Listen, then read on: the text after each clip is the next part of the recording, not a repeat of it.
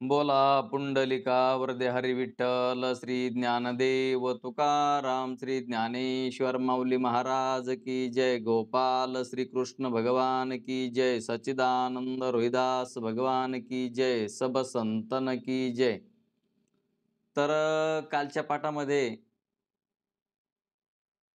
आपला अजतवाद झाला होता. अजतवाद आणि अजतवाद घेण्याच्या पूर्वी आपण आपली मालिका परंपरा हंस,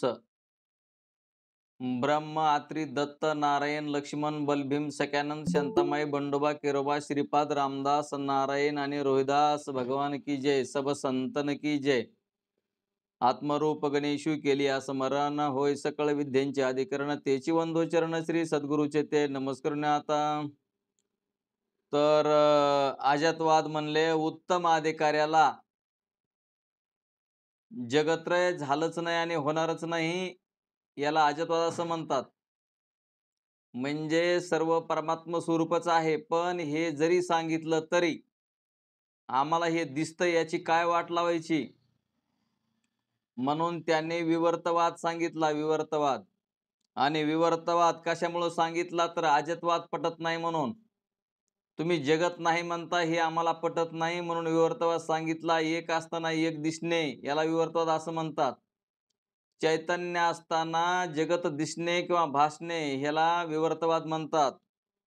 तर हा विवर्तवाद तसं उदाहरण त्यांनी दिलेलं आहे. दोरी आहे असे न कळता सर्प आहे असे वाटणे, म्हणजे अधिष्ठानाचं ज्ञान नसताना अधिष्ठान काय आहे हे असं न कळता, म्हणजे दोरी अधिष्ठान धरलेले आहे तितक्यापुरतं. उदाहरणामध्ये दृष्टांत आहे तो. दोरीचं ज्ञान न झाल्यामुळं तिथं सर्प भासतोय, तर सर्प आहे असं वाटणं त्यालाच आभास असं म्हणतात. किंवा त्याप्रमाणे ब्रह्म असताना ब्रह्माच्या अज्ञानामुळे जगत आहे असं वाटणं, याचे नाव विवर्तवाद. आता सर्व ब्रह्मस्वरूपच आहे, सर्व चेतनच आहे, पण आपल्याला जगत भासतंय. याचं एकच कारण आहे, त्या ब्रह्मस्वरूपाचं आत्मस्वरूपाचं अज्ञान. आणि त्या अज्ञानामुळं आपल्याला असा ब्रह्मस्वरूपावर जगत भासतंय, म्हणजे विवर्त आहे विवर्त. म्हणून तुमच्या ठिकाणी आमच्या ठिकाणी जगदादी संसार मुळीच नाही, पण आपणाला हे स्वरूपाचे अज्ञान असल्यामुळे जगदादी संसार प्रतीतीला येतो. म्हणून शिष्यानं प्रश्न केलेला आहे, महाराज रज्जू सर्पाचं उदाहरण देऊन त्याप्रमाणे जगदादी संसार ब्रह्मावर मिथ्या भासलेला आहे असं सांगता, पण रज्जूवर सर्प मिथ्या भासलाय असे आपण म्हणता, पण इतर ग्रंथकार त्याविषयी आपले निरनिराळे मते सांगतो. तर 5 जण आहेत, 5 जण, आणि ते 5 जण आपापली मतं वेगवेगळी सांगतायत की दोरीवर सर्प भासतो त्याच्याबद्दल हे बोललेले आहेत. आणि त्याला म्हणतात ख्यातिवर्णन. ख्यातिवर्णन याचा अर्थ आहे भ्रमामध्ये आलेली प्रतीती. ख्याती शब्दाचा अर्थ आहे भ्रमामध्ये आलेली प्रतीती. मग आता हे 5 जण आहेत, ते 5 जण कशा प्रकारचं दोरीवर सर्पाची प्रतीती होती त्याच्याबद्दल बोलायलेले आहेत. आणि आपल्याला सुद्धा बारीक विचार नाही केला तर आपल्यालाही हे कळत नाही, म्हणून आपण बारीक विचार करून मालिकेतील श्रीपाद बाबांची आणि माझी भेट झालेली नाही, पण श्रीपाद बाबांचे शब्द ऐकलेले आहेत की ते बारीक विचार केला तर. बारीक विचार करणे म्हणजे आत्मनात्म विवेक. आत्मनात्म विवेक म्हणजे अधिकाऱ्याचं पहिलं लक्षण आहे. आत्मनात्म विवेक करून म्हणजेच बारीक विचार करून, सूक्ष्म विचार करून, बारीक विचार करून आपण हे कळून घ्यायचं आहे. तर ही ख्याती वर्णनामध्ये ख्याती शब्दाचा अर्थ भ्रमामध्ये आलेली प्रतीती, त्या प्रतीतीचा अनुवाद असा आहे. संस्कृत ग्रंथकाराने ख्याती शब्दाचा अर्थ भ्रमज्ञानम सापश्यदा आत्मख्यातीर सत्ख्यातीर अन्यथा ख्यातीर अख्यातीर अनिर्वचनीय ख्यातीचिती म्हणजे 5 प्रकारच्या ख्यात्या सांगितल्या, म्हणजे 5 जण आहेत, 5 जणांनी 5 जणांची 5 मतं आहेत. त्याच्यापैकी ख्याती म्हणजे ब्रह्मज्ञान ती 5 प्रकारची आहे. आणि म्हणून ह्या ख्यातीचं वर्णन संस्कृत ग्रंथामध्ये आलेलं आहे. त्याचप्रमाणे श्रीमद भागवताच्या 11व्या स्कंदाच्या अध्याय 16 श्लोक व 24 श्लोकावर संत एकनाथ महाराजांनी ही ख्यातीचे वर्णन केलेले आहे. त्यामध्ये सत्ख्यातीचे वर्णन आलेले नाही, पण मुमुक्षूच्या कल्याणाकरता श्री गुरु साखरे महाराजांनी सत्ख्याती म्हणून एक 6वी ख्याती वर्णन केलेली आहे. तर ह्या 5 ख्यात्या आहेत. तर 5 ख्यात्यापैकी पहिली असत ख्याती, दुसरी आत्मख्याती, तिसरी अन्यथा ख्याती, चौथी अख्याती, 5वी सत्ख्याती आणि 6वी अनिर्वचनीय ख्याती. तर ह्या 6 ख्यात्या आहेत. तर 6 ख्यात्यापैकी श्री भगवान व्यास आणि श्री शंकराचार्य यांची ही अनिर्वचनीय ख्याती आहे. 5 जणांनी अगोदर जे वर्णन केलेलं आहे ते 5 जण कोण आहेत ते आपण पाहू. तर असत ख्यातीवाले माध्यमिक मताचा शून्यवादी यांची आहे. म्हणजे माध्यमिक मताचा शून्यवादी यांची ही असत ख्याती आहे. तर या असत ख्यातीमध्ये असत ख्यातीवाद्यांचे असे म्हणणे आहे. आता काय म्हणणं ह्यांचं, किंवा दोरीवर सर्प भासतो ते कशामुळे भासायलाय आणि त्याच्याबद्दलचं ते स्वतःचं मत सांगतोय. मग हे असेच असतात जगामध्ये. प्रत्येकाचं आपापलं मत मांडायचं ना आपल्या मताप्रमाणे परमार्थ करायचा. तर असा परमार्थ करणे योग्य नव्हे. मग तुम्ही म्हणता काय करायला पाहिजे, तर आपण आपले सद्गुरू, आपलं शास्त्र. मग तुम्ही म्हणता आपले सद्गुरू काय सांगतात, तर आपले सद्गुरू वेदामधलं सांगतात, उपनिषदामधलं सांगतात, ब्रह्मसूत्रामधलं सांगतात, भगवद्गीतेमधलं सांगतात, ज्ञानेश्वरीमधलं सांगतात, भागवतामधलं सांगतात. आणि त्यांनी सांगितलेलंच खरं आहे. हे असे अनेक प्रकारचे आता ह्या ज्या ख्यात्या आहेत ते 5 प्रकारचे 5 शास्त्रकार आहेत. आणि हे वेगवेगळे आपापले मतं मांडतायत आणि त्यांच्या मताचंच ते खरं म्हणतायत. आणि आता बी तेच चाललंय. आम्ही जे म्हणतो तेच खरं. आता तुम्ही म्हणतात ते खरं, ते साधू संतांच्या शास्त्राला, ज्ञानेश्वरीला, भागवताला, ब्रह्मसूत्राला, वेदाला, भगवद्गीतेला जुळतंय का ते पहा. आणि मग असणारं म्हणा की आमचं बरोबर आहे म्हणून.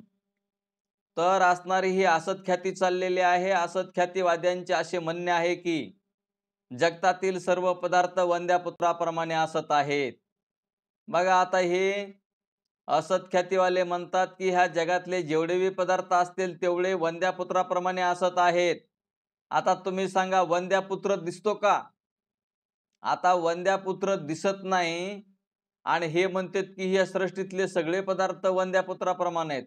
आता वंद्या पुत्र जसा दिसत नाही तसं हे जग नाही दिसायला पाहिजे होतं. आणि याच्यावरूनच यांचं मत हे खोटं हे सिद्ध होतंय. म्हणजे शून्य आहे म्हणतो शून्य. आता तुम्ही सांगा वंद्या पुत्राप्रमाणे असत आहेत म्हणजे शून्य आहेत आणि शून्य हेच परमतत्व आहे आणि त्याची जगद रूपाने प्रतीती येते. आता वांजेच्या पुत्राची प्रतीती येत नसते, इथं तर आपल्याला जगाची प्रतीती येते. याच्यावरून आत्मख्यातीवाल्यांनी त्यांचं म्हणणं चुकीचं आहे हे सिद्ध केलेलं आहे. जर वंद्या पुत्राप्रमाणे असत असलेल्या सर्पाची प्रतीती येते तर अशा वंद्या पुत्राची प्रतीती का येऊ नये, ती तर येत नाही. म्हणून असत ख्यातीवाद्यांचे मत चुकीचे आहे. आता ह्या असत ख्यातीवाल्याचं मत कळलं तुम्हाला. आता आपण आत्मख्यातीवाले काय म्हणतात ते पाहू. आत्मख्यातीवाले असे म्हणतात की दुरीचे ठिकाणी इतरत्र कोठेही सर्प नाही हे खरे, पण जेवढे काही पदार्थ जगतामध्ये प्रतीतीला येतात त्या पदार्थाचा आकार विज्ञान म्हणजे बुद्धी धरते. विज्ञान म्हणजे काय? बुद्धी म्हणता येते. बुद्धीलाच विज्ञान म्हणता येतं आणि बुद्धीलाच आत्मा म्हणणारे हे आत्मख्यातीवाले बुद्धीला आत्मा म्हणतात. तर ध्यानात घ्या, बुद्धीला आत्मा मानणारी ही आत्मख्याती आहे. आणि ते म्हणतात की ते विज्ञान म्हणजे बुद्धी सर्व पदार्थ बनते. आता ते म्हणतात की बुद्धी सर्व पदार्थ बनते आणि ती क्षणिक आहे. कारण ती पहिल्या क्षणाला असते, दुसऱ्या क्षणाला ती क्षणिक आहे. क्षणिक याचा अर्थ पहिल्या क्षणाला उत्पत्ती, दुसऱ्या क्षणाला स्थिती आणि तिसऱ्या क्षणाला नाश. असं यांचं मत आहे हे आत्मख्यातीवाल्यांचं. असे आत्मख्यातीवाद्यांचे म्हणणे आहे आणि म्हणून असत्ख्याती आणि आत्मख्याती दोन्हीही मते वेदाला अप्रमाण मानणाऱ्या बुद्धांच्या शिष्यापैकी, हे बुद्धांचे शिष्य आहेत, हे वेदालाच अप्रमाण मानतात, म्हणजे वेदालाच मानत नाहीत. हे आता वेदाला मानत नाहीत आणि स्वतःचं मत सांगतात. रामकृष्ण हरी. तर वेदाला अप्रमाण मानणाऱ्या बुद्धांच्या शिष्यापैकी माध्यमिक आणि योगाचार यांचे आहेत. यावर अन्यथा ख्याती असे म्हणतात. आत्मख्यातीवाद्यांच्या मताप्रमाणे क्षणिक विज्ञान रूप बुद्धी सर्प बनते, तर सर्पाची प्रतीती क्षणभरच यायला पाहिजे होती. पण कुठल्या तरी मनुष्याला क्षणभरच प्रतीती येते का? जोपर्यंत त्याचं अज्ञान जात नाही, त्या दोरी म्हणून कळत नाही, तिथं प्रकाशाचं साह्य लागतं. ते प्रकाश असला पाहिजे आणि दोरीचं जोपर्यंत ज्ञान होत नाही तोपर्यंत सर्प भासतो. पण इथं ते म्हणतात की क्षणिक आहे आणि बुद्धीची उत्पत्ती होते आणि असतो आणि लय पावतो, तर ते तितक्यापुरतंच होतंय म्हणतात हे. तर ते सर्प क्षणिक नाही. जोपर्यंत दोरीचं ज्ञान होत नाही तोपर्यंत सर्प भासतो आहे. प्रकाश आणून जोपर्यंत आपण पाहत नाही, दोरीची खात्री करून घेत नाही, तोपर्यंत सर्प दिसतो. तर त्याप्रमाणे ते म्हणले की जो मी लहानपणी बापाच्या मांडीवर खेळत होतो, म्हणजे दृष्टांत दिलेला आहे, तो मी आता म्हातारपणी नातवांना खेळवित आहे असे म्हणतो. बापाच्या मांडीवर खेळणाऱ्याचा आत्मा क्षणिक मानला तर त्यावेळी तो नष्ट होऊन गेला असता. त्याला पुष्कळ दिवसांनी तोच मी अशी प्रतीती आली नसती. ज्या अर्थी तोच मी अशी प्रतिभिज्ञा म्हणजे समृद्धीपूर्वक प्रत्यक्ष ज्ञान होते, त्या अर्थी आत्मा क्षणिक नसून नित्य आहे. म्हणून क्षणिक विज्ञानवाद्यांची आत्मख्याती चुकीची आहे. तर हे क्षणिकवादी जे म्हणतात की हे क्षणिक आहे क्षणिक, तर हे क्षणभर नसून, आता तुम्ही सांगा, आपलं जे लहानपण होतं ते आता आपण इतक्या वयाचे झालो, तर आता आपण आहेत की नाही? मग हे क्षणभरच आहे म्हणतात, तर ही बुद्धीचा आत्मा आहे म्हणतात आणि क्षणभरच आहे म्हणतात. तर हे असं नसून आपल्याला समृद्धीपूर्वक सांगता येतं की याचं प्रत्यक्ष ज्ञान आहे. आपण जे लहानपणी होतो ते आता आहोत. तर त्या अर्थी आत्मा क्षणिक नसून नित्य आहे. आत्मा क्षणिक नसून नित्य आहे, म्हणून क्षणिक विज्ञानवाद्यांची आत्मख्याती चुकीची आहे. तिसरा अन्यथा ख्यातीवाला आहे. तिसरा अन्यथा ख्यातीवाद्यांचे प्राच्यनयिक आणि नव्यनयिक. तर न्यायसूत्रकार गौतम यांच्या अन्वयांना प्राच्यनयिक म्हणतात आणि मिथिला नगरीतील न्यायशास्त्रावर नवीन ग्रंथ लिहिणारे चिंतामणी ग्रंथावर त्यांच्या मुलांच्या 10 टीका आहेत. त्या सर्वांना मिळून नव्यनयिक असे म्हणतात. आता ह्यांचं मत काय आहे दोरीवर सर्पाबद्दल ते बघा. दोरीवर सर्प उत्पन्न होत नसून पूर्वी वारुळावर पाहिलेल्या सत्यसर्पाचे ज्ञान डोळ्यातील दोषामुळे दोरीवर आले.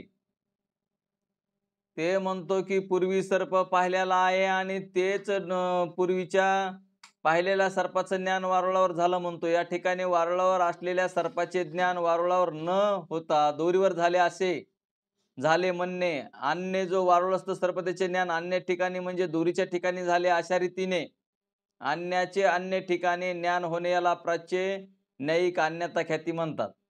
आता हे यांचे मत आहेत की आता वारुळातला सर्प पाहिला आणि त्याचं ज्ञान इथं प्रगट झालं म्हणतो.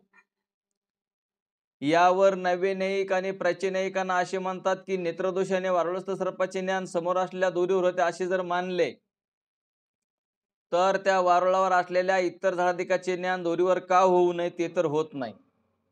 डोळ्यात दोष झाला तर डोळ्याचे सामर्थ्य कमी होते असा अनुभव आहे. पण प्राच्यनयिक आणि नेत्रदोषाने वारुळस्थ सर्पाचे ज्ञान समोरच्या दोरीवर झाले, म्हणून प्राच्यनयिकाचे मत चुकीचे आहे. नव्यनयिकाचे मत असे आहे की डोळ्यातील दोषामुळे दोरीचे सर्परूपाने ज्ञान झाले. अन्याचे म्हणजे दोरीचे अन्य रूपाने म्हणजे सर्परूपाने ज्ञान होणे याला नैवेनिक अन्यथा ख्याती असे म्हणतात. यावर अख्यातीवादी आणि चिंतामणी मतवादी हे नैवेनिक त्यांना असा दोष देतात की ने दोरी आणि तिचे अन्य रूपाने म्हणजे सर्परूपाने ज्ञान होणे. आता आहे दोरी आणि तिचं अन्य रूपानं म्हणजे सर्परूपानं ज्ञान होणे हे अनुभवाच्या विरुद्ध आहे म्हणतात. जसे ने असेल तसे ज्ञान होत असते. म्हणून ते म्हणले डोंगर असेल तर मोहरीचे ज्ञान होणार नाही आणि मोहरी असेल तर डोंगराचे ज्ञान होणार नाही. म्हणून नैवनयिकाचे मत चुकीचे आहे. आता हे ह्यांचे मत आहेत आणि याच मताप्रमाणे आपल्याला सुद्धा तर आपण ध्यानात ठेवायचे की आपल्याला कोणतं मत आणि आपण कोण्या मताचे ते ध्यानात ठेवा. आपल्याला जर अशा शंका येत असतील तर आपण आपलं कोणत्या मतामध्ये बसतो ते बघा.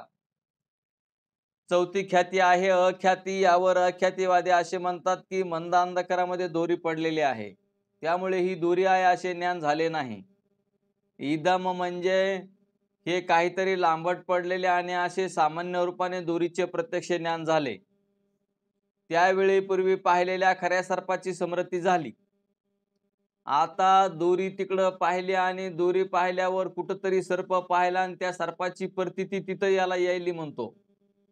पण पाहणाऱ्याच्या ठिकाणी भयकंपादी आणि पाहणाऱ्याच्या डोळ्यामध्ये मंद अंधकाराचे दोष असल्यामुळे कशामुळे असं व्हायला म्हणतात ते भयकंपादी आणि पाहणाऱ्यांच्या डोळ्यामध्ये मंद अंधकाराचे दोष असल्यामुळे मला दोरीचे सामान्य रूपाने प्रत्यक्ष ज्ञान आहे. ते म्हणतो दोरीचं सामान्य रूपानं प्रत्यक्ष ज्ञान आहे व सर्पाचे स्मरण आहे असा विवेक त्याखाली राहिला नाही. ते म्हणतो गडबड गोंधळ झाली बाबा. ते दोरी सामान्य रूपानं दिसायली आणि वारवाडल्या सर्पाची म्हणजे बाहेरल्या सर्पाचं स्मरण झालं ज्यावेळेस पाहिला होता त्या सर्पाचं. आणि असा विवेक त्याखाली राहिला नाही म्हणून सर्प आहे असे एकच ज्ञान झाले. समोर असलेली दोरी आणि मागे पाहिलेला सर्प हे दोन पदार्थ वेगवेगळे आहेत. आता पण वेगवेगळे वाटले नाहीत. तसे दोरीचे ज्ञान सर्पाचे ज्ञान ही दोन ज्ञाने भिन्न भिन्न आहेत पण ती भिन्न भिन्न वाटली नाहीत. पदार्थ भिन्न भिन्न आहेत पण त्यांची भिन्न भिन्न प्रतीती आली नाही. तसेच ज्ञाने भिन्न भिन्न आहेत पण ती भिन्न भिन्न वाटली नाहीत. या अविवेकासच अख्यातीवादी सांख्य प्रभाकर भ्रम असे म्हणतात. तर ते म्हणतात की आम्हाला दोरीवर सर्प दिसल्यावर अशा अशा पद्धतीने आम्हाला सर्प तिथं भासतोय किंवा दोरीचं सामान्य ज्ञान आहे अशी ही अख्याती आहे. तर आपल्याला हे 4 जणांची मतं आपल्याला कळाली. नाही कळाली तर पुन्हा वाचून बघा. ध्यानात ठेवायचं की हे कशामुळे सांगायले तर अशाच प्रकारची आपल्याला सुद्धा प्रतीती येते का आपल्याला भगवान शंकराचार्यांची जी अनिर्वचनीय ख्याती त्याप्रमाणे येते ते पहा. म्हणून ते म्हणले आणि अशा ज्या अविवेकासच भ्रम असे म्हणतात हे अख्यातीवाले. यावर सत्ख्यातीवादी असे म्हणतात की अख्यातीवाद्यांच्या मताप्रमाणे ज्या काली दोरीवर सर्प भासतो त्या काली त्या ठिकाणी सर्प नसून सर्पाचे स्मरण होते असे जर म्हणले. हे सत्ख्यातीवाले म्हणतात की जर तिथं दोरीवर सर्प भासतो त्या काली त्या ठिकाणी सर्प नसून सर्पाचं स्मरण असं जर मानलं तर कुठल्याही पदार्थाचे स्मरण झाले तर भयकंपादी होत नसतात. पूर्वी जंगलात पाहिलेल्या वाघाचे जर आता स्मरण झाले तर आता भय वाटत नाही. येथे मात्र सर्प आहे असे भासल्यामुळे भयकंपादी होतात. दुसरे असे की जेव्हा दोरीचे ज्ञान होते तेव्हा सर्पभ्रम पाहणारा असं म्हणतो मला दोरीवर सर्प प्रत्यक्ष भासला होता, मला सर्पाचे स्मरण झाले असे कोणीही म्हणत नाही. आता सर्प भासणे म्हणजे प्रत्यक्ष दिसणे आणि स्मरण म्हणजे वेगळं आहे. स्मरण वेगळे आणि प्रत्यक्ष पदार्थ दिसतोय असं वेगळंय. म्हणून सर्पांशात स्मृती मानणे योग्य नाही. कारण तुम्हाला सर्प तिथं ऍक्च्युअली दिसतो दोरीवर, मग तुम्ही स्मरण कसं म्हणता? म्हणून सर्पांशात स्मृती मानणे योग्य नाही. शिवाय दोरीचे सामान्य ज्ञान प्रत्यक्ष व सर्पांशातील स्मृती अशी दोन ज्ञाने एकाकाली एका ठिकाणी राहणे शक्य नाही. भाव आणि अभाव हे एकत्र राहत नसतात. शतवधानी पुरुषाला एकेकाली शेकडो ज्ञाने होतात असे जरी दिसले तरी त्याच्या ज्ञानात थोडे तरी अंतर मानलेच पाहिजे. गुलाबाच्या शेकडो पाकळ्या एकत्र धरून सुई टोचली तर त्याला छिद्र पडते, असे जरी वाटले तरी पहिल्या पाकळीचा छेद झाल्याशिवाय दुसऱ्या पाकळीचा छेद होणार नाही, म्हणून त्यांच्यात थोडे तरी अंतर मानले पाहिजे. तसे दुरीचे सामान्य ज्ञान पण ते प्रत्यक्ष व सर्पाची समरती या दोहोमध्ये अंतर मानले पाहिजे. दोहात अंतर मानले की दुरीच्या सामान्य ज्ञानाच्या वेळी भय वाटणार नाही आणि सर्पांच्या समरती मानली तर सर्पाच्या समरतीपासून भय वाटणार नाही. पण अनुभव मात्र असा आहे की दोरीवर सर्प पाहिल्याबरोबर भयकोपादी होतात, म्हणून सर्पांशात समरती मानणाऱ्या अख्यातीवाद्यांचे मत चुकीचे आहे. आता इथपर्यंत आपण आलो 4 जणांपर्यंत, आणि 4 जणांनी ह्यांनी आपल्याला खोडायची गरज पडली नाही. यांचे मत यांच्याच माणसाने खोडले. ज्याला जशी प्रतीती आली त्या प्रतीतीवर बाबा तुम्हाला चुकीचं भासलंय, चुकीचं दिसलंय असं सांगून त्यांनी त्यांची मतं खोडली. आता सत्खेतीवाला काय म्हणतो ते बघा. सत्खेतीवाद्यांचे असे मत आहे की जगात भ्रम म्हणून नाहीच. आता ही सत्ख्याती आहे, ते म्हणतात जगामध्ये भ्रम म्हणून नाहीच, दोरी बी खरीच म्हणा आणि सर्प बी खराच म्हणा. कशामुळे असं म्हणतोय सत्खेतीवाला? तर ते म्हणतो सर्व पदार्थ पंचमहाभूतांचे आहेत आणि पंचमहाभूतांचे पदार्थ असल्यामुळं दोरी असली तरी पंचमहाभूताची, सर्प असला तरी पंचमहाभूतांचा. मग सर्पामध्ये दोरीचे अवयव आणि दोरीमध्ये सर्पाचे अवयव हे सर्व एकच असतंय म्हणतो ना, आहे ती सत्य म्हणतो. हे काही खोटं नाही म्हणतो, भ्रम नाही, हे सत्य आहे असं सत्ख्यातीवाल्यांचं मत आहे.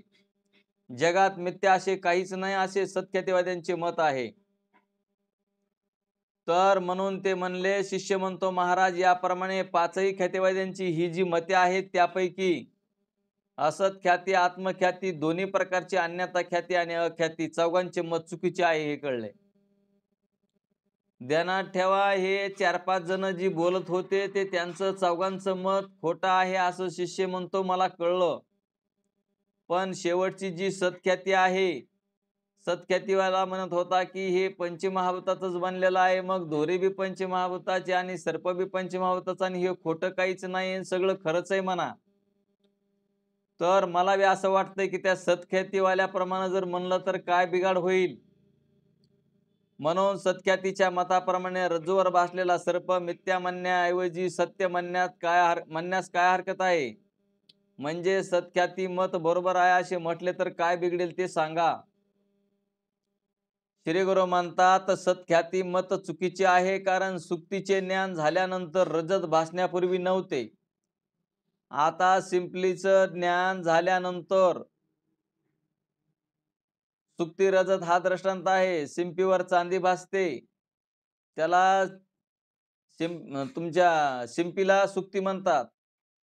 आणि त्या सुक्तीवर ज्ञान झालं रजताचं म्हणजे चांदी असं जर वाटलं तर ती भासण्यापूर्वी नव्हती. ज्यावेळेस चांदी भासत होती त्यावेळी नव्हती, आणि सुक्तीच्या ज्ञानानंतर तर नाहीच नाही. म्हणजे शिंपीचं ज्ञान झाल्यावर चांदी आहे का? नाहीच. असा त्रिकालिक अत्यंतता भावाचा निश्चय होतो. तर ते म्हणतात शिंपीवर चांदी नाहीच आहे, तर त्रिकालिक अत्यंतता अभाव आहे. हा त्रिकालिक अत्यंतता अभावाचा निश्चय सत्खेतीवाद्यांच्या मताप्रमाणे अनुभवाशी जुळत नाही. आता सगळं खरंच आहे म्हणा म्हणतो. आता तिथं चांदी खरी आहे का? नाही. तर ती चांदी भासण्यापूर्वी नव्हती, भासत होती त्यावेळेसही नव्हती, आणि शिंपीचं ज्ञान झाल्यावर तर नाहीचही नाही. असा त्रिकालिक अत्यंतता अभाव असताना ते म्हणतो खरंच आहे म्हणा. तर मग ते अनुभवाशी जुळत नाही, हाच दोष, अनुभवाविरुद्ध हा दोष त्यांनी अख्यातीवाद्यांना म्हणजे खंडन करीत असताना दिला होता. तो दोष सत्ख्यातीवाद्यांच्या मतावरही येतो, म्हणून सत्ख्यातीवाद्यांचे मत चुकीचे आहे. आता शिष्यानं प्रश्न गुरुला आणखीन केलेला आहे, महाराज मग सुक्ती रजत, रज्जू सर्प या भ्रमाच्या बाबतीत कोणते मत योग्य आहे ते कृपा करून सांगा. आता हे 4-5 मत, यांची मत तर तुम्ही खोडून काढलेले आहेत किंवा यांचे या अनुभवाच्या विरुद्ध आहेत. तर मग आता कोणतं मत बरोबर आहे ते सांगा. तर मग श्री गुरु म्हणतात वेदांत्याचे मत अत्यंत शुद्ध सशास्त्रीय, ते अनिर्वचनीय ख्याती मानतात. त्यामुळे भ्रमात भासलेल्या पदार्थाची व त्याच्या ज्ञानाची संगती उत्तम प्रकारे लागते. तर मग ही अनिर्वचनीय ख्याती कोणाची आहे? तर ही व्यासाने आणि शंकराचार्यांनी सांगून ठेवलेली आहे. व्यासो उचिष्ट जगत्रय आहे. व्यासांनी सगळं ज्ञान लिहून ठेवलेलं आहे आणि पुराण बी लिहिलेले आहेत. कर्म, उपासना आणि ज्ञान हे 3 प्रकार आहेत. कर्म आणि उपासना बी ही व्यासानेच सांगितलेले आहे, त्यांचे शिष्य जैमिनी ऋषी यांनी. आणि व्यासाने उत्तरमीमांसा केलेली आहे. तर उत्तरमीमांसेमध्ये हे सर्व वर्णन आहे. तर शिष्य म्हणतो, हे श्रीगुरु, आपण वेदांताची अनिर्वचनीय ख्याती योग्य असे सांगितले. पण अनिर्वचनीय शब्दाचा अर्थ म्हणजे नाही आणि निर्वचन म्हणजे कथन करता येत नाही. असं जर ह्या अनिर्वचनीय ख्याती असेल तर म्हणजे वेदांत्याला सुद्धा या रज्जू सर्पाबद्दल काही बोलता येत नाही, काही सांगता येत नाही. असं जर असेल तर ही अनिर्वचनीय ख्याती ती काय चांगली, कशावरून चांगली असं म्हणतात, असं शिष्यानं प्रश्न केलेला आहे. श्री गुरु म्हणतात, हे शिष्या, तू शब्दशः अर्थ असा जरी काढला असलास तरी तसा त्याचा अर्थ नाही. असा अर्थ तू शब्दशः अर्थ काढल्यामुळं तसा तो अर्थ बरोबर आहे असं वाटतं, पण त्याचा अर्थ तसा नाही म्हणले. तर याचा अर्थ असा आहे की हा दोरीवरला सर्प किंवा सुक्ती रजत स्थाणुपुरुष हे सत्ता असत्ता होऊन विलक्षण, बादयोग्य, मिथ्या असा या अनिर्वचनीय शब्दाचा अर्थ आहे. श्री गुरु म्हणतात, अनिर्वचनीय शब्दाचा अर्थ ध्यानात घ्या. श्री गुरुनं सांगितलं की या अनिर्वचनीय शब्दाचा अर्थ तू म्हणतोस तसा नाही, तर हा अर्थ आहे सत्ता असत्ता होऊन विलक्षण, बादयोग्य, मिथ्या असा त्या अनिर्वचनीय शब्दाचा अर्थ आहे. मग आपल्याला कळायला पाहिजे सत काय आहे, असत काय आहे, विलक्षण काय आणि बादयोग्य काय, आणि त्यालाच मिथ्या असं म्हणतात. ते कसं आहे ते आपल्याला समजून घेतलं तर आत्मज्ञान व्हायला वेळ लागत नाही. आपण आत्मस्वरूप कसे आहोत हे आपल्याला कळतं, म्हणजे दृष्टांत देऊन सांगितलं आणि ते सिद्धांताकडे यावं लागतं. दोरीवर भासणारा सर्प असल्याशिवाय भासणे शक्य नाही हे कोणालाही कबूल करावे लागेल. ज्या वेळेस दोरीवर सर्प दिसतो त्यावेळेस भासतो असं तर म्हणावं लागेल की नाही आपल्याला, असतोच की नाही, असं तर हे सगळ्यांनाच कबूल आहे म्हणले. ते वंद्यापुत्राप्रमाणे अत्यंत असद्रूप आहे असे म्हणता येणार नाही. वंद्यापुत्र नसतोच आणि तो दिसत नाही, पण दोरीवरला सर्प दिसतोय म्हणून तर भयकोपादे होतात. भयकोपादे होतात त्या अर्थी तिथे सर्प दिसतो. वंद्यापुत्राप्रमाणे नाही असं म्हणता येणार नाही. एक सत्ख्यातीवादी सोडून व्यावहारिक सर्प तिथे नव्हता हे इतर ख्यातीवाद्यांना कबूलच आहे. तर 4 ख्यातीवाद्यांना कबूल आहे की तिथे सर्प नव्हता म्हणून, परंतु सत्ख्यातीवाला म्हणत होता की तिथे सर्प खराच आहे असं म्हणा. आता नसलेल्या वस्तूला खरं कसं म्हणायचं? म्हणून साधू संतांनी सांगितलं, हे तिथं जसा सर्प नाही पण भासतो आहे, तसं मायबापा हो या आत्मस्वरूपावर, ब्रह्मस्वरूपावर जगत नाहीच आहे, पण आपल्याला आत्मस्वरूपाच्या अज्ञानामुळं, ब्रह्मस्वरूपाच्या अज्ञानामुळं जगत भासायला लागलं. सगळ्या जगामध्ये सगळं चेतनच भरून उरलेलं आहे. चेतन जर नसतं तर आपल्याला त्रिपुटी वाचली नसते. चेतन नसतं तर बाह्य घटपटादी पदार्थ आपल्याला कळले नसते, दिसले नसते. त्या परमात्म्यानं आपला व्यवहार व्हावा म्हणून हे दिलेला मिथ्या देह, दिलेला हा अनिर्वचनीय देह, तर ह्या जगामध्ये जे दिसणारं दृश्य आहे त्या दृश्याचा आपल्याला दृश्य अनिर्वचनीय कसं आहे, देह अनिर्वचनीय कसा आहे, आणि ज्याला हा देह अनिर्वचनीय म्हणजे सत्ता असत्ता होऊन विलक्षण, बादयोग्य, भ्रम,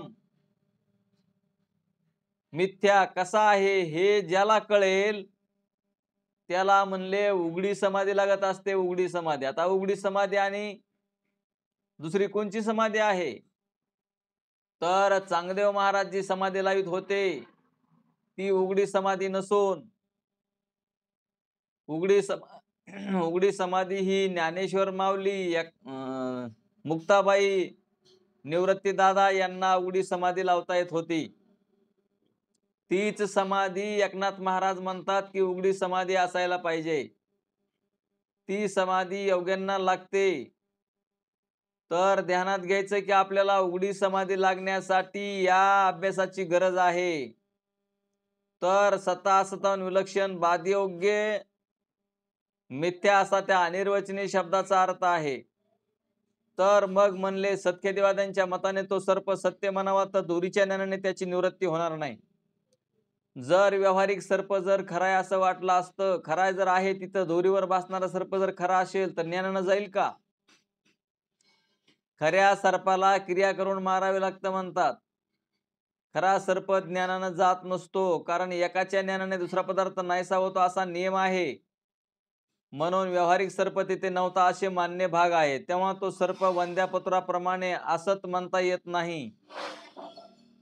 तो सर्प वंद्यापुत्राप्रमाणे असत म्हणता येत नाही. तसे दोरीचे ज्ञान निवृत्त होतो म्हणून सत म्हणता येत नाही. दोरीचं ज्ञान झालं तर मग कुठे गेला सर्प? त्याचप्रमाणे सत आणि असत हे दोन धर्म एकाच पदार्थाविषयी एकाच काली एके ठिकाणी राहू शकत नाहीत. म्हणून दोरीवर बसलेला सर्प सता असताहून विलक्षण अनिर्वचनीय बादयोग्य म्हणजे मिथ्या असे म्हटलेले आहे. सर्वसामान्य लोक मिथ्या शब्दाचा अर्थ नाशिवंत एवढाच घेतात, पण मिथ्या शब्दाचा अर्थ बादयोग्य असा आहे. मिथ्या पदार्थ प्रतिभाषिक असतो, प्रतीतिकालीच त्याला सत्ता असते, म्हणून तो प्रतिभाषिक सत्तावान असे म्हणतात. सता असताहून विलक्षण बादयोग्य असा अनिर्वचनीय ख्यातीचा अर्थ आहे. तर आपल्याला ही ख्याती कळणं अत्यंत गरजेचं आहे. शिष्य म्हणतो, हे श्री गुरु, अनिर्वचनीय शब्दाचा अर्थ आपल्या कृपेने मला चांगला कळला, पण त्याबरोबर अशी शंका येते की त्या दोरीवर सर्प कुठून आला हे मात्र माझ्या लक्षात आले नाही. ते आपण मला कृपा करून सांगावे. तुम्ही सांगितलेला अनिर्वचनीय शब्दाचा अर्थ मला कळला म्हणतो, परंतु तिथे सर्प कुठून आला? आता सर्प कुठून येईल तिथे? सर्प दोरीचं अज्ञान असल्यामुळे, दोरीच्या अज्ञानामुळे सर्प तयार झाला म्हणजे भासला. कारण दोरी आहे हे कळलं नाही म्हणतात श्री गुरु.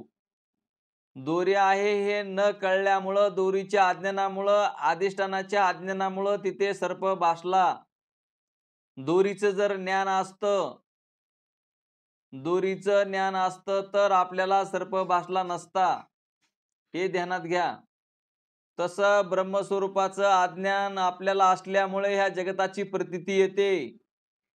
ब्रह्मस्वरूपाचं अज्ञान काढल्यावर तुम्ही म्हणताल, मग महाराज आता ब्रह्मस्वरूपाचं अज्ञान आमचं जाऊ अगर न जाऊ, पण तुमचं तरी अज्ञान गेलेलं आहे, मग तुम्हाला आता जग दिसतंय की नाही? जर तुम्ही असा प्रश्न केला असेल तर त्याचंच उत्तर आहे त्रिकालिक अत्यंतता अभाव आहे असं त्यांना कळत असतं. ज्यांनी शास्त्राचा अभ्यास केलेला आहे, ज्यांनी सद्गुरूकडून नामचिंतन घेतलेलं आहे, ज्यांनी श्रवण मनन निधिध्यासन केलेलं आहे, ज्यांनी वेदांच्या सांगण्याप्रमाणे चाललेले आहे, सद्गुरूच्या म्हणण्याप्रमाणे चाललेले आहेत, त्यांना जगताचा अभाव म्हणजे त्रिकालिक अत्यंतता अभाव आहे असं माहिती असतं. मग त्या सर्पाचा त्रिकालिक अत्यंतता अभाव आहे की नाही? मग आता आपल्याला कितीही सांगून खरं सांगितलं तर खरं पटत नाही, त्याला कोणी काय करावं? तर त्रिकालिक अत्यंतता अभाव आहे या जगताचा. जगत भासतंय त्यावेळेसच आहे, जगत भासतंय त्यावेळेसच आहे असं म्हणण्यापेक्षा आपण सुद्धा आपल्या अनुभवानं ध्यानात घेतलं पाहिजे. जागृती स्वप्नात नाही, स्वप्न सुसुप्तीत नाही. सुसुप्तीतून जागा झाल्यावर आपण जागृतीवर येतो. जागृती ही स्वप्नासारखीच आहे. स्वप्न मिथ्या सांगितलेलं आहे, तशी जागृती सुद्धा मिथ्या आहे. म्हणजे सता असताहून विलक्षण अनिर्वचनीय बादयोग्य मिथ्या आहे. मग ह्या जगाची प्रतीती जर आपल्याला अशी मिथ्या स्वरूपाने येऊ लागली, आपल्या देहाची प्रतीती जर मिथ्या अनिर्वचनीय सता असताहून विलक्षण बादयोग्य अशी जर येऊ लागली, तर आपण स्वरूपच आहोत. तुम्हाला कालच्या पाठामध्ये सांगितलेलं आहे, दृश्य वस्तू आपण नसतो. आता तुम्ही जेवढ्या सगळ्या वस्तू पाहता त्या वस्तू आमच्याहून वेगळ्या आहेत असं मानता की नाही? आणि जर दृश्य वस्तू वेगळ्या असतील तर मग माझा देह दृश्य आहे की नाही, मला कळतो की नाही. म्हणून जशा जगातले सर्व पदार्थ माझ्यापेक्षा वेगळे आहेत असं वाटतं, ते दृश्य असतं आणि दृश्य आपण होत नसतो. तसाच हा देह दृश्य असल्या कारणानं देह मी नाही. देह पंचमहाभूताचा असल्यामुळं तो माझा नाही. आता मी आणि माझं जर तुम्ही अशा पद्धतीनं घालवलं तर मग हे असणारं अनिर्वचनीय जगत सता असताहून विलक्षण बादयोग्य मिथ्या अशा पद्धतीचं हे जगत्रय आहे आणि आपण आत्मस्वरूप आहोत हे डोक्यात घ्या. अनिर्वचनीय ख्याती जर आपल्या ध्यानात नाही आली चांगली तर आपला तिसरा डोळा उघडायचा नाही. तिसरा डोळा उघडा. तिसरा डोळा उघडणे म्हणजे अनिर्वचनीय ख्याती आपल्याला चांगल्या पद्धतीने कळणे.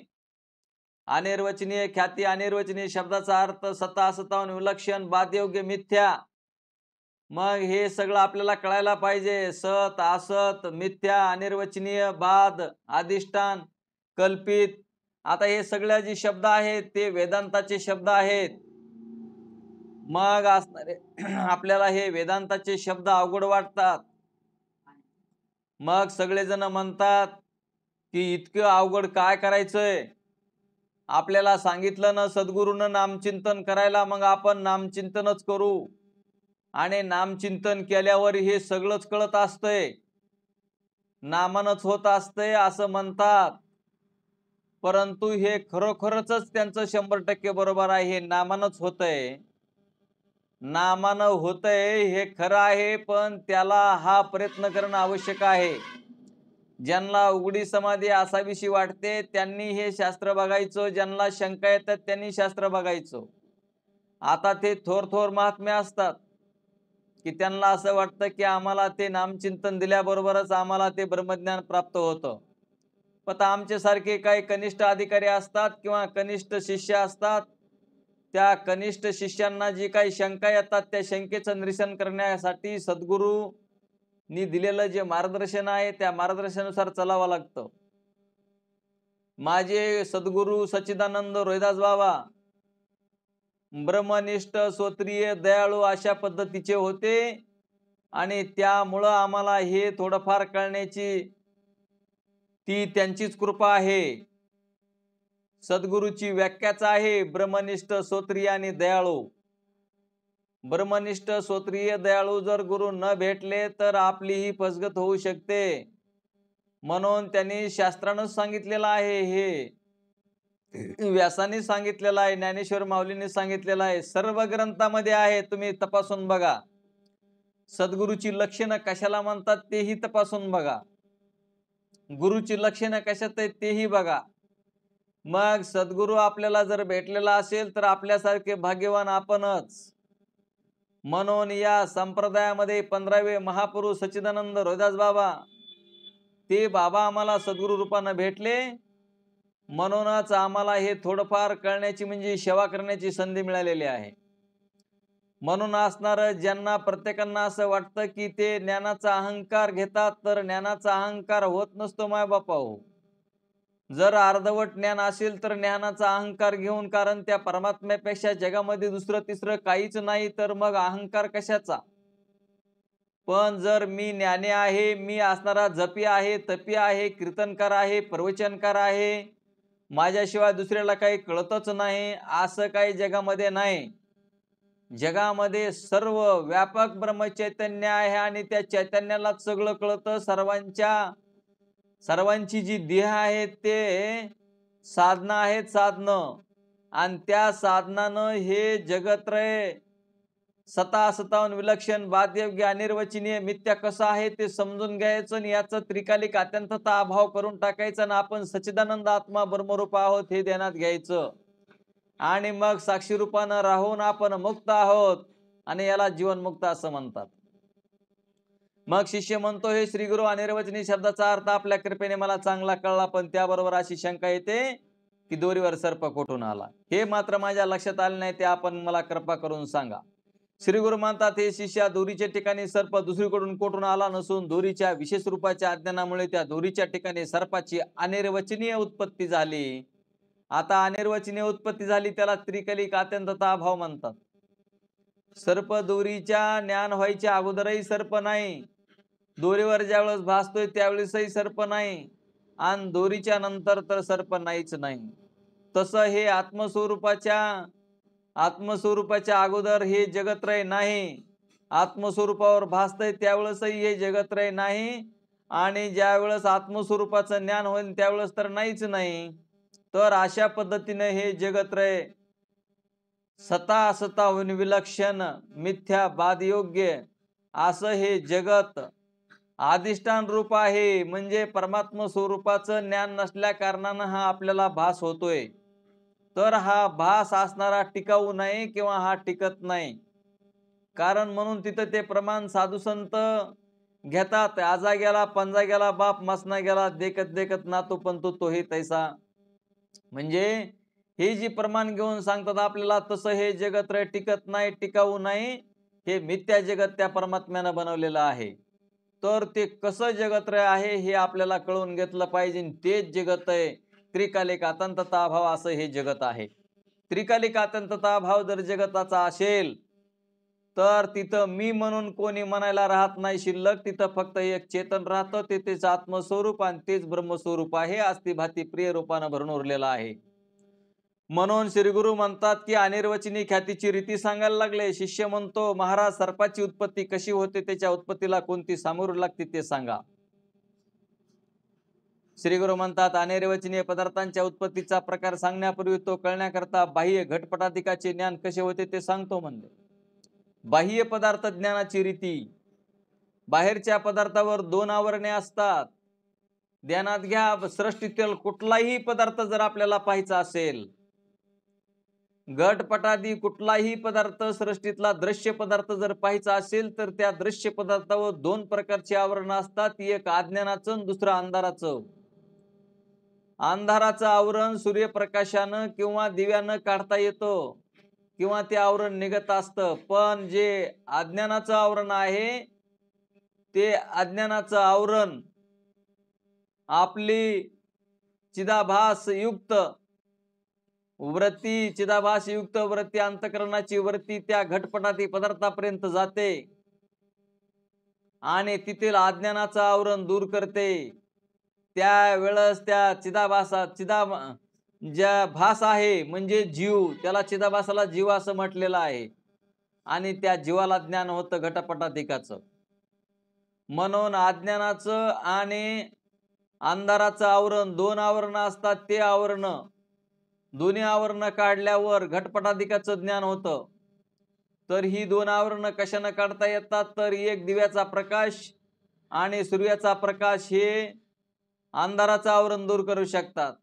आणि तुमची आमची आभासयुक्त वृत्ती ती घटपटाधिकापर्यंत जाते आणि ती वृत्ती अज्ञानाचं आवरण दूर करते, आणि मग त्या आभासाला ज्ञान होतं की हा पदार्थ आहे. अशा प्रकारची सिस्टीम त्या परमात्म्यानं करून ठेवलेली आहे.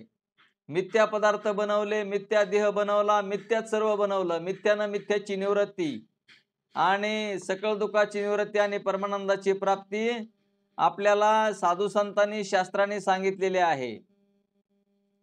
तर आपण ध्यानात घ्यायचं. मग आता हे घटपटादी पदार्थ कसे पाहता येतात ते तुम्हाला सांगितलं. अनिर्वचनीय, मग त्यांनी विचारलं की अशी बाह्य पदार्थाची ज्ञानाची रीत आहे, पण अनिर्वचनीय पदार्थ उत्पत्तीचा प्रकार कशा पद्धतीनं, अनिर्वचनीय पदार्थाच्या उत्पत्तीचा प्रकार म्हणजे कशा पद्धतीने हे पदार्थ बनतात आणि त्याचं ज्ञान कसं होतं. तर ज्यावेळी दोरीवर सर्पाचा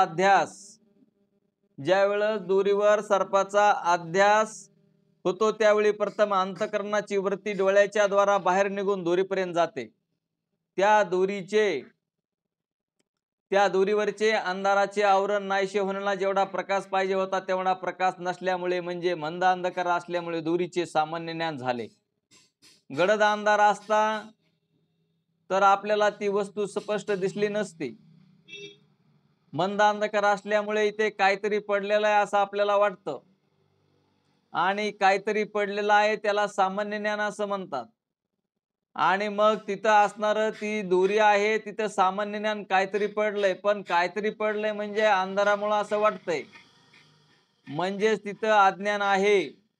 मग आता तिथं दोरीवर अज्ञान राहू शकत का? तर म्हणले दोरी जड असल्यामुळं दोरीवर अज्ञान राहू शकत नाही, तिथं दोरीपै चैतन्य आहे. दुरीपै चैतन्य असल्या कारणानं तिथं असणारं अज्ञान प्रगट झालं आणि त्या अज्ञानावरच आपल्याला दोरीचं ज्ञान न झाल्यामुळं सर्प भासायला लागला.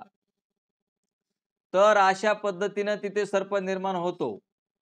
तर ध्यानात घ्या, तशाच पद्धतीनं आत्मस्वरूपाचं ज्ञान नसल्या कारणानं हे जगत्रय निर्माण झालेलं आहे. तर अंतःकरणवृत्ती दोरीपर्यंत गेलेली आहे, पण त्या वृत्तीला योग्य प्रकाशाचे साह्य नसल्यामुळे दोरीचे विशेष स्वरूपातील अज्ञानाच्या आवरणाचा नाश त्या वृत्तीकडून केला गेला नाही. म्हणजे दोरीच्या विशेष रूपाचे अज्ञान राहिले. आता ते अज्ञान दोरी ही जड असल्यामुळे त्या ठिकाणी राहत नाही, कारण सर्व व्यावहारिक पदार्थांना ब्रह्मचैतन्यच अधिष्ठान आहे. व्यावहारिक पदार्थांना ब्रह्मचैतन्यच अधिष्ठान आहे. त्या ब्रह्मचैतन्याच्या आश्रयावर त्रिगुणात्मक अज्ञान राहते. त्या अज्ञानासच माया, प्रकृती, अविद्या वगैरे नावे आहेत. तर माया, प्रकृती, अविद्या कशाला म्हणायचं ते त्यांनी सांगितलं. पण उपाधी भेदामुळे एकाच ठिकाणी घटोपै चैतन्य अशी समजुतीकरिता म्हणण्याची शास्त्रकाराची पद्धत आहे. वास्तविक पाहिले तर अज्ञानाचे आवरण दोरीच्या ठिकाणी नसून दोरी उपही चैतन्याच्या ठिकाणीच आहे.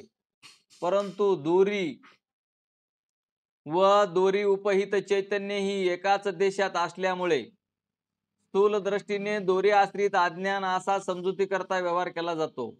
मंद अंधकारामुळे वरतीकडून रज्जुपै चैतन्य आश्रित असणाऱ्या अज्ञानाच्या ठिकाणी शोभ म्हणजे विकार उत्पन्न होऊन तो अज्ञान सर्परूपाने परिणाम पावते. म्हणजे कशा पद्धतीने आपल्याला सर्प दिसतो त्याच्याबद्दल त्यांनी ते उहापोह केलेला आहे. आता तो अज्ञान कार्य सर्प सत म्हणावा तर रज्जुज्ञानाने त्याचा बाध होतो, म्हणजे मिथ्यत्व निश्चय होतो, म्हणून त्या सर्पाला सत म्हणता येत नाही. बरे तो सर्प वंद्यापुत्राप्रमाणे असत म्हणावा तर प्रत्यक्ष दिसतो, म्हणून असत म्हणता येत नाही. बरे सत्सद्रूप म्हणावा तर हे दोन विलक्षण धर्म एका ठिकाणी एकाकाली राहू शकत नाहीत, म्हणून आम्ही सता असता होऊन विलक्षण अनिर्वचनीय असे म्हटलेले आहे. तर दोरीवरला सर्प सतही नाही, आशतही नाही, सता असताहून विलक्षण अनिर्वचनीय असा उत्पन्न झालेला आहे. आणि अनिर्वचनीय असतं तेच मिथ्या आणि त्यालाच बाधयोग्य त्रिकालिक अत्यंतता अभाव असतो. आणि तसाच या जगताचा त्रिकालिक अत्यंतता अभाव आहे. माय बापा, त्रिकालिक अत्यंतता अभाव असताना आपल्याला वाटतं की हे जगत रे आम्हाला भासायला लागलं, तर हे ईश्वर परमात्म्याने केलेलं जगत आहे, ते भासलं तरी तुमचा आमचा काही बिघाड करत नाही. तर सगळं चेतनच आहे आणि चेतनावर जे जे बी लोक मी आणि माझं माझं करतात तर त्यांच्यासाठी हे जगत्रय सुख दुःख देतं. पण ज्या महात्म्यांना मी आणि माझं ज्यांचं गेलेलं आहे त्यांना चेतन कसं आहे आणि ब्रह्म हे जगत्रय कसं आहे, तर जगत अनिर्वचनीय सता सताहून विलक्षण बाध मिथ्या असं जे जगत आहे ते जर समजून घेतलं तर आपल्याला तिथं दुःख होण्याचं कारण नाही. याच दृष्टांताप्रमाणे शिंपलीच्या ठिकाणी रूपे, स्थानूच्या ठिकाणी पुरुष अनिर्वचनीय उत्पन्न कसे होते ते समजून सांगितलेलं आहे. अशी ही अनिर्वचनीय ख्यातीमध्ये अनिर्वचनीय पदार्थांच्या उत्पत्तीची रीती आहे. म्हणून शिष्य म्हणतोय की अनिर्वचनीय पदार्थांच्या उत्पत्तीची सामग्री म्हणजे फक्त रज्जुपै चैतन्य आश्रित अज्ञानच होय हे समजले. तसेच अनिर्वचनीय पदार्थांची उत्पत्ती कशी होती हेही समजले. पण अनिर्वचनीय पदार्थ जो सर्प त्याच्या ज्ञानाची उत्पत्ती कशी होते हे मात्र समजले नाही, ते सांगा. तर आता आपण हे पुढच्या उद्याच्या पाठामध्ये घेऊ. बोला पुंडलिका वरदे हरी विठ्ठल श्री ज्ञानदेव तुकाराम श्री ज्ञानेश्वर माऊली महाराज की जय. गोपाल श्री कृष्ण भगवान की जय. सच्चिदानंद रोहिदास भगवान की जय. आता विश्वात्मके देवे तोसावे तोसो निमज द्यावे पसाय दान हे जे कळांचे व्यंकटेशांडो तया सत्कर्मी रती वाढो भोता परस्परे पडो मैत्र जीवांचे दुरितांचे तिमिर जाओ जो जेवांचेल तो तिला हो प्रणिजात वर्षत सकळ मंगळी ईश्वर निष्ठांची मांद्याळी अनावरत भूमंडळे भेटो तया भूता चला कल्पतरुचे आरव चेतना चिंतामणीचे गाव बोलते जे अर्णव पियुषांचे चंद्रमे जे अलंचन मार्तंड जे तापहीन ते श्रवाये सदा सज्जन सोयरे होतो किंबहुना सर्व सुखी पूर्ण होऊनी ती लोकी भजे जो आदे पुरखे अखंडित आणि ग्रंथोपजीवे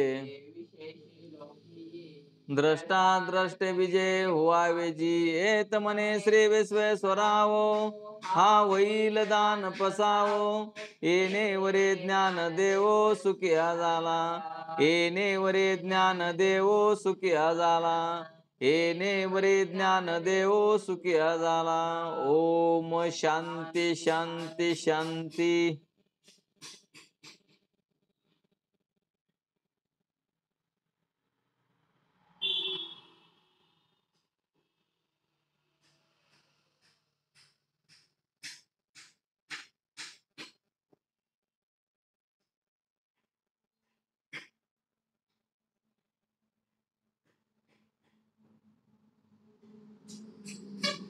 बोला पुंडलिका वरदे हरी विठ्ठल श्री ज्ञानदेव तुकाराम श्री ज्ञानेश्वर माऊली महाराज की जय. गोपाल श्री कृष्ण भगवान की जय. सच्चिदानंद रोहिदास भगवान की जय.